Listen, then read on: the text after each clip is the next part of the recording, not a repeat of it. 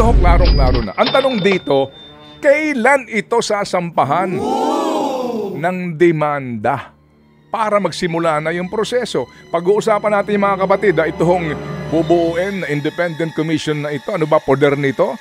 And then ito nga pong atin, bakit pa rin po ang damdamin ng marami, bakit ang tagal pa rin na makita natin na humaharap na po ito? Hindi sa hearing ng Senado o ng lower house, kung hindi, mismo dapat dito ngayon na nagkukumahog na walang iba kung hindi ang ombudsman. FM. Liable hindi lang si Manny, lahat sila. And I say it again, the most guilty is no less than the President for allowing the 2025 unconstitutional budget to be signed by him. Pag-uusapang issue ha, na kung maganda po ito at inyo maiintindihan, ipapaliwanag po natin itong sinasabi po nila mga kapatid na umano'y malapit na daw pong matapos na executive order na bubuo sa isang independent commission. Talaga ha? Pirma na nga lang daw ng Pangulo ang kulang, yun ang Okay. sinasabi. Ito ho kaya ang commission na ito ay hindi magbibigay po ng karagdagang konsumisyon. Aray ko po. Hindi ho, joke lang po. Joke lang. Kapag ka ba may independent commission na, Oo. may mapapanagot at makukulong na ba? Sige, sandali lang ha mga kapatid. Ano po? Mga kapatid, alam po namin na tayo hong lahat ay nakatutok po sa isyong ito. Kaya nga nakakaligtaan na po natin na bukas po mag-uumento na naman po ang presyo ng gasolina. At ngayon may reklamo ho sa mahal ng bilihin sa usapin po ng isda. Alright, iyan man po isda po na nanggagaling sa Laguna Lake, nanggagaling sa mga plaisdaan o nanggagaling sa karagatan. Napakamahal daw ho ng isda ngayon. At ilang pa hong bilihin gaya po ng bigas sa sinasabi dahil daw po din sa sinasabing import ban sa loob ng 2 buwan nagsimula na daw ho tumaas ang presyo po ng bigas. Pero tama ho, huwag tayo makakalimot dito ho sa nangyayari ngayon na mga investigasyon sa pangungulimbat sa pera ng bayan. Oo naman, pwede nating i-connect-connecta yan. Kung hindi masyadong malala ang korupsyon, wala ring inflation. Di ba? Pero ito nga pong ating katanungan, hanggang saan po ang inyo pong tiyaga dito? Hanggang kailan po ang inyong interest dito? Baka naman bukas makalawa, magsawa na kayo sa isyong ito ha? At muli po, mamayagpag na naman sila. Para bagang pork barrel fund scam lang, hindi ho ba? Nung una, abay, tayo lahat ay nakatutok ha? Talaga namang ang Senado, ang Kongreso nakatutok dito, pati po ang ilang pong mga tanggapan ng gobyerno. But eventually, mga kapatid, humupa rin po ito at nagbago lang po ng anyo. Ano ho? At ngayon, mga kapatid, ito nga po pinag-uusapan natin, pondo ho ng DPWH. Sigurado ko na pag-usapan nyo nung ni Ma'am Maricel, no? Itong panggagalaiti ni Secretary Vince Dizon. Nung siya ay nagtungo, saan yun? Sa Plaridel. After nitong atin din pong isiniwalat na detalyado na mga facts of the case noong pong Sims Construction diyan po sa barangay Piel, Baliwag, Bulacan. Ano po? Kumbaga, baby girl, klarong-klaro na, di ba? Ngayon, klaro po na ghost project. At ito sa loob lamang ng 22 days, binayaran kaagad ng DPWH yung kontratista ng 78% ng kabuuan talaga ng kontrata. And then, naglabas ho kaagad sila din ng sertifikasyon na 100% completed na yung proyekto. At ito ho mga kapatid ay pinirmahan ni District Engineer Alcantara at that time na ngayon nagsasabi na siya daw ho ay naisahan lang. Siya daw po mga kapatid ay, kumbaga, wala siyang kaalam-alam sa mga pangyayaring ito. At inaamin niya yung kanyang negligence. So, dito sa sinasabi ni Sec Vince, ano ito? Sa lugar ito? Dito po yan sa Barangay Sipat, Plaridel, Bulacan, na binisita nga po ni DPWH Secretary Vince Dizon nitong nakaraang Huwebes. Na ang tawag niya mga kapatid, medyo nang gagalaiti, talaga lumalabas yung liquid ni Secretary Vince nung ma-inspeksyon niya po itong lugar na ito. Ang sabi nga niya ay pinipilit buhay ng patay. At tinawag niya po ay pinakamagaling na kontraktor ito. Kasi mantakin nga daw, 270 days lang, tapos na yung proyekto. Magkano yung halaga? Ang halaga po ng project na ito, dyan sa Plaridel, Bulacan, ay 96.5 million pesos. Na again, kasama po ulit sa flood control projects dyan sa Bulacan. At nabayaran daw po last year, July 2024, itong Wawaw Builders. Okay. Napatawag na po ang may-ari nito doon sa nakaraang hearing, pero hindi po nagsasalita. Nakatungo lang talaga. In the Senate, no? Oo, sa Senado. Okay, sige. So, ito ho ay dalawa pa lamang, pero ang sinasabi nga po, hindi lang po dalawa ito. So, dito sa dalawang kasong ito mga kapatid, kitang-kita na po, di ba? Klarong-klaro na sa papel, sa actual, klaro na po dito. Yung pong district engineer na si Alcantara, anong kanyang alias dito sa PAGCOR? Ano sabi ni Chairman Nagbigay Tenco? po sa amin si Chairman Ito Tenco yung mga na mga alias pangalan nila. na ginagamit di umano nitong mga members ng DPWH dyan sa Bulacan para makapasok sa mga kasino. Ang gamit daw po ni Engineer Henry Alcantara ay Joseph Castro Villegas. Okay, sige. Anyway, so ang sinasabi po ni Ginoong Alcantara, doon sa hearing in the House, kasi doon po sa Senado, mukhang hindi siya masyadong natanong. Hindi ko lang ho alam today, may hearing po sila kung siya po ba ay kikilatisin mamaya. Anyway, ang sinasabi niya ay nagkulang siya. Inaamin niya, baby girl, yung pagkukulang. So nangangahulugan na yung kanyang mga subordinates ang umano ay nagmaniobra nito para mabayaran kahit na walang proyekto. Yan ang sinasabi po nitong si Alcantara. Alright. Ngayon, may abogado na siya. Tama, nakakuha na po siya ng abogado. At doon sa Batangas, na sinasabi din pong umano ay caught in the act na nanunuhol ng isang kongresista, nakakuha na rin ng abogado. Hindi ba? Sinasabi, uy, sandali lang, wala kaming binibigay sa iyo, congressman. Ito ay donation na nanggagaling daw sa isang nagbanggit na bagong party list representative. At sinasabi niya na, sa totoo lang, inducement ito. Hindi ito panunuhol. Ikaw ang nagsabi sa amin na kailangan mo ng ganire. Binaliktad ang kwento. Nakakuha na ng... Hindi natin tinatanggi ang karapatan ng mga ito. Di ba? Sa due process na naman. Pero, maging dun sa pagtanggal kay District Engineer Henry Alcantara, may issue. Due process din yan. Yes, opo. Baka questionin soon yan. Correct. Kasi nga po dito, sabi nga natin mga kapatid, ang wala pong due process dito, usually sa ating bansang ito, ay yung ang mga ninanakaw, halimbawa, ay lotion. Eto nung isang araw mga kapatid, may isang ginang na nakulong dahil nagnakaw siya. Ng lotion? Nagnakaw siya mga kapatid, ng lotion, ang halaga ay 1,729. Inilagay niya mga kapatid, 7 botelya ito sa isang paper bag. Ngayon, nahuli siya. Wala siyang record ng drugs, wala siyang ibang record, pero meron daw record dito ng shoplifting before. Hindi natin sinasabi na tama ang ginagawa ni Mrs.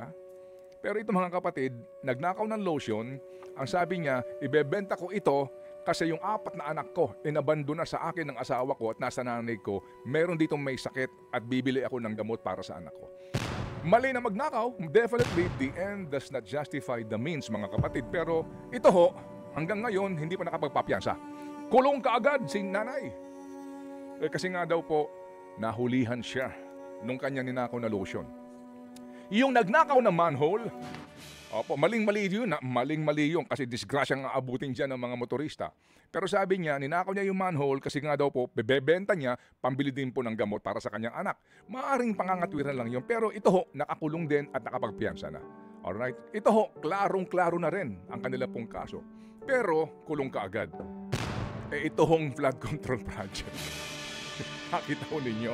Ilang milyon ito? Yung isa po, 55 million. Itong isa? 96 million pesos. Okay. Ito klarong-klaro na. Ang tanong dito, kailan ito sasampahan ng demanda para magsimula na yung proseso? Pag-uusapan natin mga kapatid, itong bubuuin na independent commission na ito. Ano ba poder nito? And then ito nga pong atin, bakit pa rin po ang damdamin ng marami, bakit ang tagal pa rin na makita natin na humaharap na po ito? Hindi sa hearing ng Senado o ng lower house, kung hindi, mismo dapat dito ngayon na nagkukumahog na walang iba kung hindi ang ombudsman.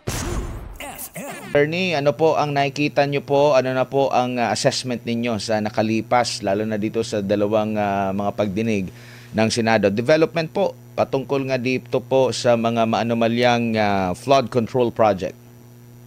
Kagaya ng aking nasabi a few months back, I was very, very hopeful, just like I think I can speak on behalf of the majority of the Filipino people. We were very hopeful na ibang-iba itong 20th Congress, especially sa Senado. But at the rate the Blue Ribbon investigation is going, ayokong pangunahan, pero yung center of gravity ay yung dating kalihim ng Department of Public Works. When you immediately excuse him from the proceedings, it raises a very red flag. Paano pa sasagutin yung maraming katanungan na humihingi ng totoong kasagutan mula sa Pilipino? Yun ang aking assessment. Opo. Dito po sa panibago ngayon, tila ang gustong pagtuunan ng pansin ito mga kontratista. Ang mga nadidiin po, attorney. Sa tingin niyo po ba, sila talaga yung parang pinaka may kasalanan nito o merong matatawag natin na may matinding kasalanan at sila may kukonsiderang mga lesser evil po? The contractors are guilty of many wrongdoings. But kagaya nating lahat, kagaya nyo dyan, kagaya ko, why are we working day in, day out? Because we are motivated with something. Ano yan? To be able to find a way to raise our own family at motivated tayo ng kumita ng marangal. Itong mga kontratista, may pagkakataong kumita. Kontratista sila nature ng hanap buhay nila yon. Of course, papasukin nila yan. Ang tanong dyan, sino yung enablers nila? Sino yung funder na nag-identify ng proyekto? Or maybe, there is really a collusion between the contractor and the funder. Sino yung source of funds? Sino yung proponent? Sino yung nag-propose ng project? We have to identify that. Yun yung mga mas guilty kesa kontratista. Yung sambayan ng Pilipino, wag tayong masyadong magiliwan na may naiipit kontratista. Sure, they're guilty, ninakawan tayo ng pondo, guilty sila ng ghost project o kaya yung mga mabuhay na proyekto, konting semento, panay buhangin, ginawang dike, may kasalanan sila. But the better question is, sino yung project proponent, sino yung nag-fund o yung funder ng programa. Lahat yan mauuwi sa mambabatas na nagpasimuno nung tinatawag nating insertion. Now, the executive is also equally guilty. That's why I've said President Bongbong Marcos is the most guilty. Why? This has been going on for the past 3 years in the first half of his administration.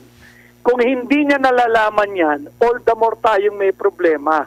Presidente ka, hindi mo alam ang nangyayari. So, hindi lang yung kontratista. Yung kontratista, tip of the iceberg. Icing lang yan. Let's go deeper. Opo, madali bang malaman ito pong mga proponent po na... Madaling. Admar at MJ, ganito kasimple. Masyadong malaki yung universe na tinitingnan nila Yung buong 1.1 trillion. Mga kababayan, bakit tayo dapat magalit?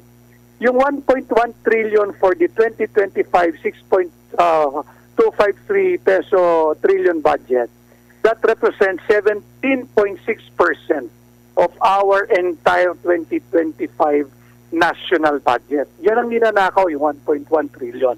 Napakalaki ng universe. Let's simplify. Tawagin mo si Manny Bonoan, yung dating kalihim ng Public Works, pasimplify mo. Breakdown natin yung numero ng flood control or flood mitigation projects or programs by the region. Tapin mo, Region 1, 2, 3, 4, 5, ilan ang linagak mong flood control programs. Pag na-breakdown mo na by region, go down by provinces, go down by city, municipality, hanggang per congressional district and per engineering district ng DPWH. Pag na-breakdown mo na kung tigilan yan, lagyan mo na ngayon ang halaga. You will easily identify yung region na may pinakamaraming flood control programs or yung province or yung city or yung district. District, whether it's a congressional district or engineering district, at saka lagyan mo ng halaga. Pag nalagawa mo na yan, identify mo na sino yung project proponent na kongresista o senador. Napakadali. Ba't ayaw nilang gawin? Ayaw nila tuntunin yung katotohanan. Opo. And dito po sa pag susumikap naman ng House of Representative, meron din silang sariling version Pero Nakapagtataka kasi una nang sinabi ng anak ng Pangulo na parang bakit ka mag-iimbestiga na ikaw nga yung kumbaga pinaparatangan, no? Pero tuloy pa rin, nagkaroon pa rin sila ng mga pagdinig ukol dito at sinasabing wala daw silang sasantuhin ng mga opisyal, pero nung napag-uusapan na yung pag-imbita doon sa mga maaaring involved dito sa anomalya na ito, kabilang na yung budget insertions, parang may pumipigil naman po, attorney. Again, Admar at MJ, sinabi ko na ito matagal na, they are employing yung strategy nila na 4D. Ano yung 4D? Deny, discredit, deflect, and demolish. Yan lang naman ginagawa nila. They're confusing the people. Hindi talaga dapat mag-imbestiga ang mababang kinatawan o yung mababang kapulungan sapagkat nandoon nga yung question na si Martin Romualdez, si Zaldico, at kung sino-sino pang involved dyan sa small committee na talagang linapastangan itong ating 2025 national budget, pati na yung 24 and 23 national budget. So dapat yan talaga imbestigahan. Walang patutunguhan yan, yung simpleng hiling ng kabaro nila Sinabotas Representative Toby Tiangco, simpleng-simple. Why can't they produce the minutes of the small committee meeting? Malinaw sa saligang batas yan. Nandiyan yan sa saligang batas natin, MJ at Admar. Both houses, the Senate and the House of Representatives must be able to show the public at any time, once we demand, for a journal of their proceedings, whether it's a plenary or small committee hearings or meetings, naka-minutes lahat yan. Hindi nga nila may produce. Second, bakit iniiwasang banggitin yung SunWest, yung Highton, yung Saldico, na iwas sila? Hindi subpina nila yan. Bakit yung past hearing? I will go back to the past hearing. Yung kay Alice Goo sa Senado.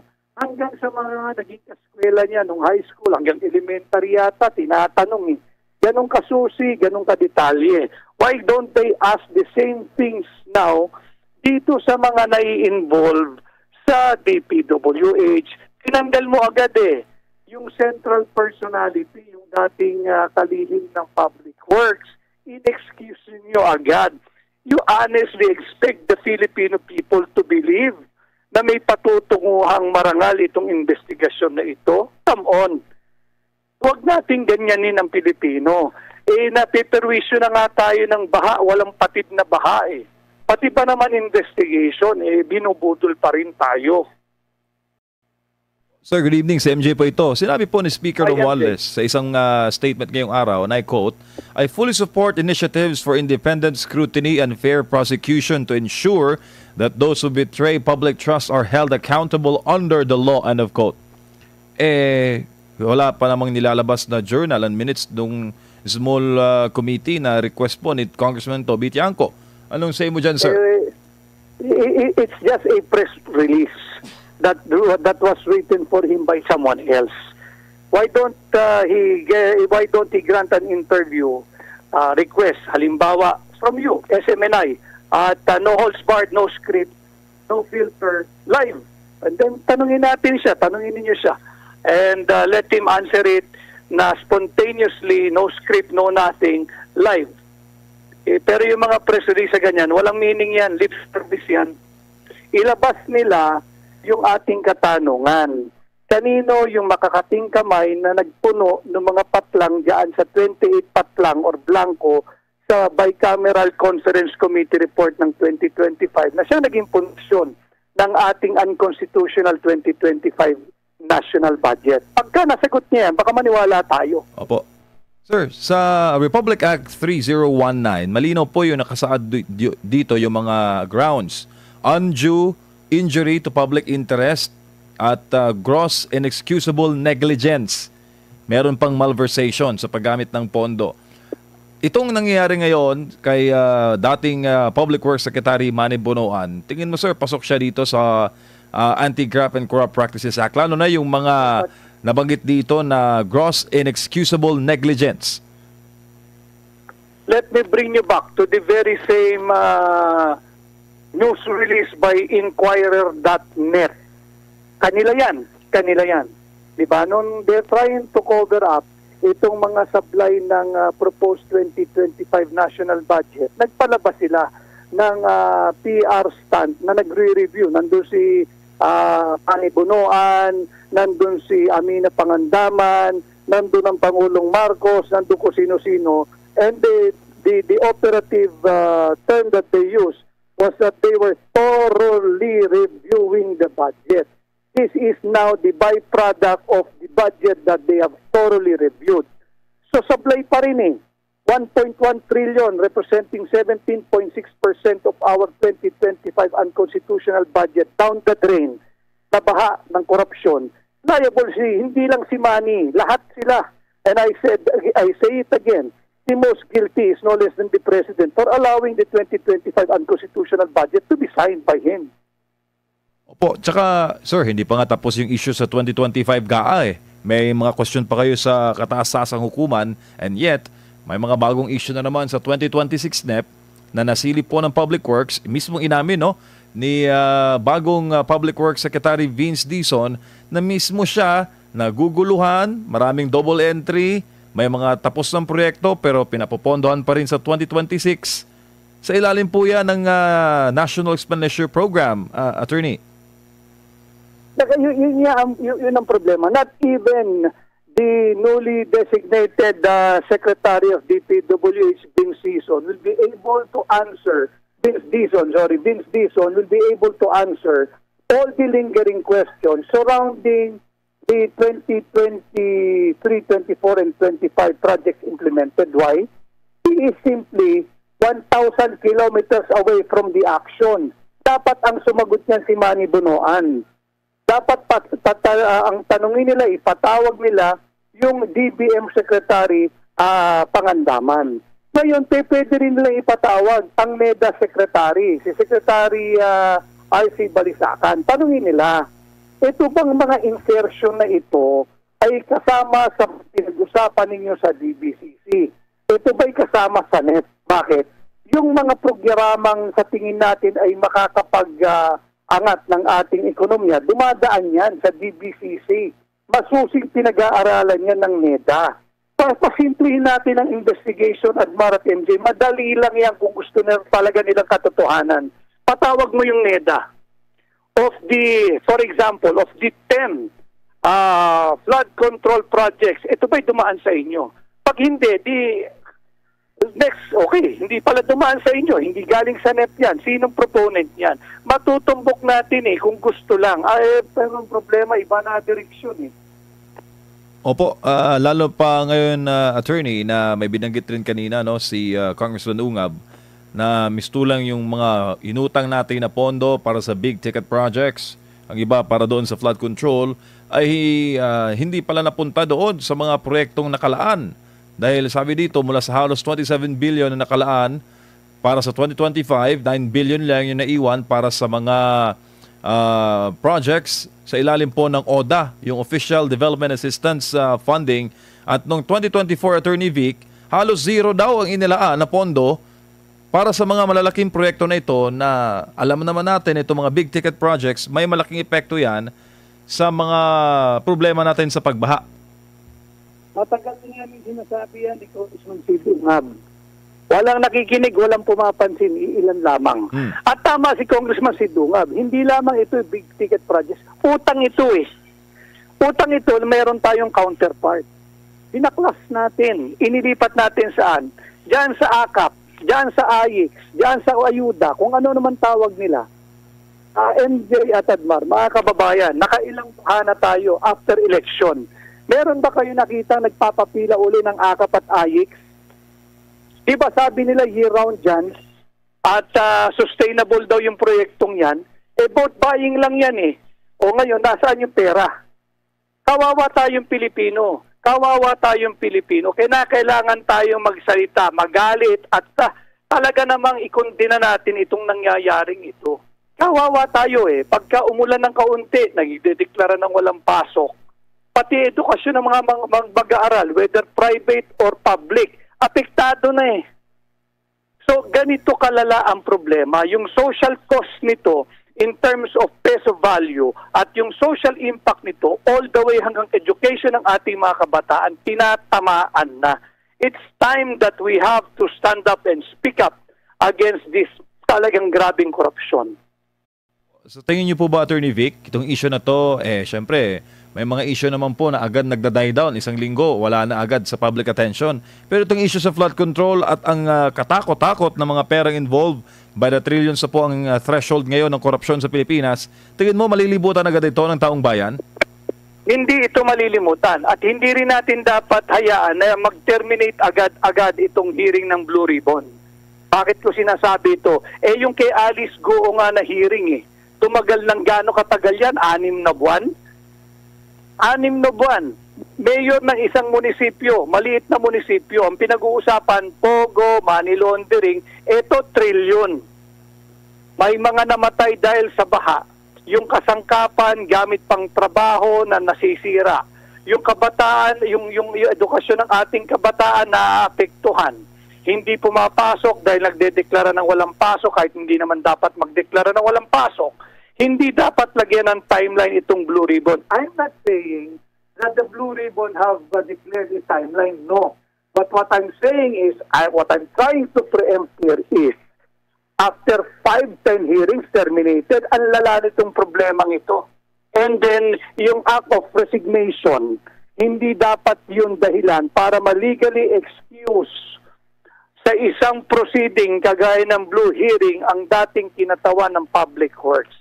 Again, I know him personally. I'm not saying he is guilty, but neither I'm saying that he is not guilty. What I'm saying is, siya yung center of gravity sa issue ng napakalalang kurakot at korupsyon na ito. He should be brought back diyan sa Senate investigation ng Blue Ribbon, si Secretary Manny Bonoan. Attorney, maraming salamat po sa inyong oras at panahon ngayong gabi po. Sa ulitin, ingat po kayo. Thank you, sir. Maraming salamat at magandang gabi sa ating lahat. Si Attorney Vic Rodriguez po, nakasama natin mga kapartner. Kaugnay nga po dito sa issue ngayon patungkol po sa budget insertions at ito pong flood control project. Samantala, oras po natin, ganap na pong alas 10:09 ng gabi. Magbabalik pa ang SMNI Nightline News.